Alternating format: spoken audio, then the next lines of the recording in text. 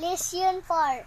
Pamagpakilala king numerong adwa.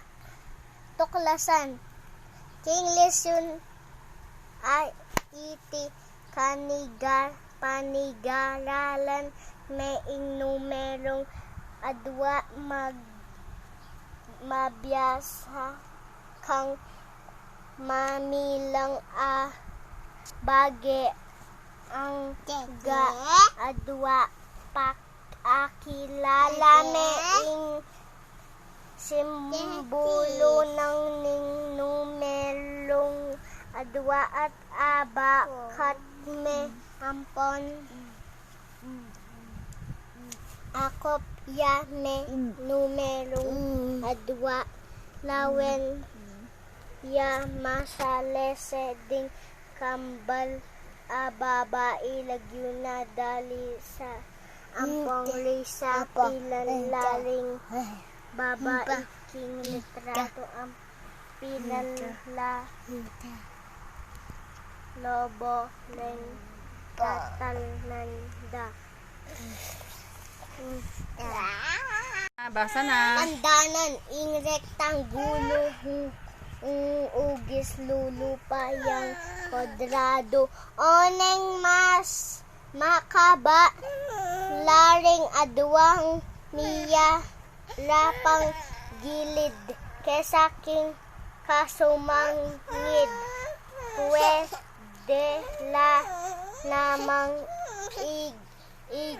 grupo ring bage basi kareng ugis da. Sige, basahin mo. Pamangawa tuntunan pikabit tiya gamit ing gulis ding bage papunta ketang kalupa ng ugis. Huwag ka mag-answer. Suryan. Sige. Paano to? Makataglaring ugis rektanggulo gamit ing maluto at bilang panguli. Yamanan. Panuto. I-check laring limang bagay ugis rektanggulo. Suryan, tuntunan bilangan laring prutas king dane kaili at bilugan yaing ustong numero.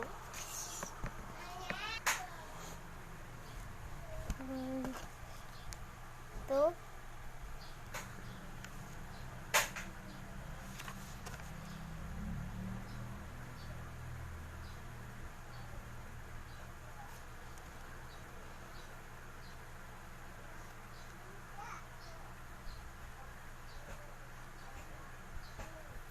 O, anong number yan? 2. Nasaan yung number 2 sa kamay mo?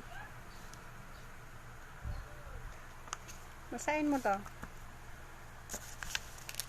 Pagyamanan, tuntunan, kulayan, ladilo, ling sobri, atin numerong adwa. Yung numero. O, anong kulay daw? Dilo! Sige, Ito kulangin mo guys. na. Ito guys. Ayan guys Kang apin ni birthday ng Marina. Yeah. Tuya Edad ni nga Miriam. ding bagay king paligid tamo atin langan.